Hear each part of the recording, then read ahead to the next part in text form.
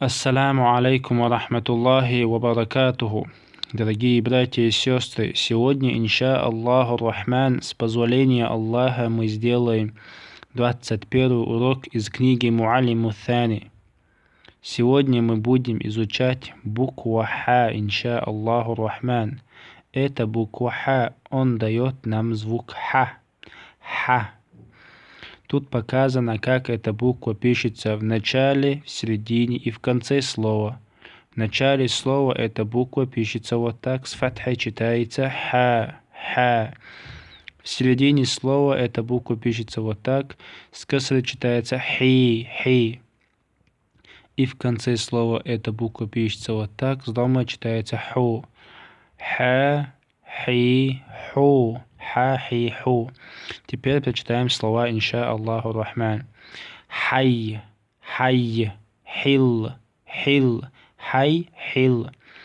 Хадж, хадж, хасан, хасан. Хасаб, хасаб, хасаб. Братья и сестры, внимательно обращайте внимание на харакаты. Хасад, хасад, хасад. Мухсин, мухсин, мухсин. Махшар, махшар, махшар. Минхар, минхар. Махфал, махфал, махфал. Ахсан, ахсан, ахсан. Имтахана, имтахана, имтахана. Ямтахину, ямтахину, ямтахину. Ихтамала, ихтамала, ихтамала. Яхтамилу, яхтамилу, яхтамилу. Истахсана, истахсана. Ястахсину, ястахсину.